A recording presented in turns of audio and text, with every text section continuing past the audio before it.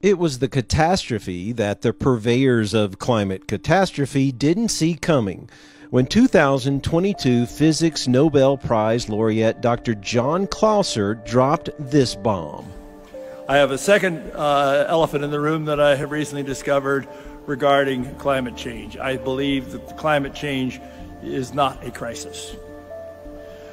Real truth could be found if and only if you learn to recognize and use good science.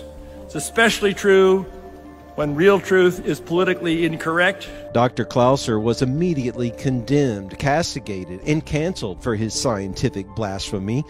Clauser is a board member of the CO2 Coalition in Arlington, Virginia. We met with Executive Director Gregory Wrightstone, the best-selling author of Inconvenient Facts, the science Al Gore doesn't want you to know. Our message has been absolutely silenced from the mainstream media. They're not allowed to have anyone like me on there because they say the science is settled. There's a consensus on climate change, and in fact there isn't. The supposed 97% consensus is one that's contrived. The main paper that pushes this notion of 97% consensus would include me as part of that 97% because I believe that CO2, carbon dioxide, is a greenhouse gas. And I also, because of that, we know that CO2 has a warming effect on the atmosphere. We just believe that it's very, very modest and overwhelmed by the same natural forces that have been driving temperature since the dawn of time. If we look back over the last 5,000 years to the first great civilizations, we see three other great warming periods that were warmer than today. All of these occurred during periods of very low carbon dioxide.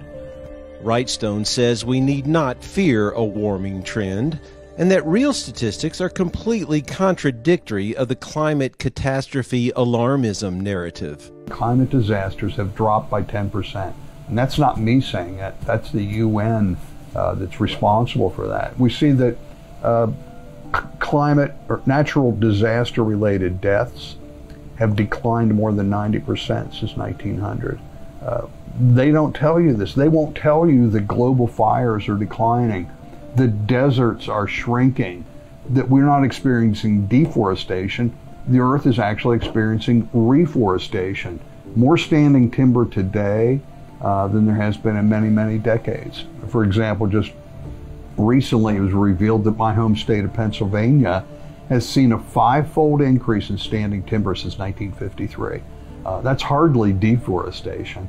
We do see places in the world where we are experiencing deforestation, like Southeast Asia, where they're replacing forest with monoculture palm oil plantations that will then be cut down and used for so-called renewable energy, or mature forests in the Carolinas that are being cut down to be made into wood pellets and then shipped to the United Kingdom. Those are considered renewable biofuels. No thank you.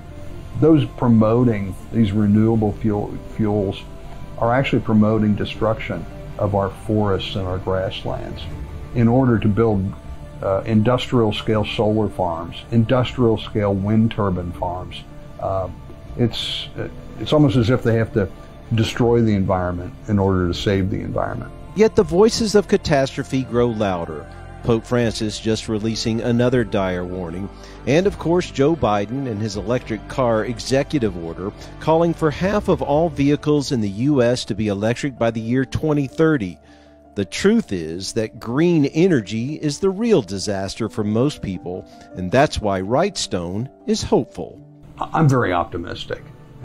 As opposed to some others, I see great progress, and I think the more pain people get when they see their electricity bills rise. For example, I've got a new home in Florida that we moved to 3 years ago. My monthly electricity bill 3 years ago was $149 a month. This year it's over $500 a month. When you get that kind of pain, not everybody can afford to pay an extra $300 or $400 a month for their electricity. We see a huge movement now, people speaking out. We see it in the Wall Street Journal, people questioning their net zero movement, even in the New York Times and the Washington Post. When you have a Nobel laureate stating that there is no climate crisis. You can't just call him a science denier.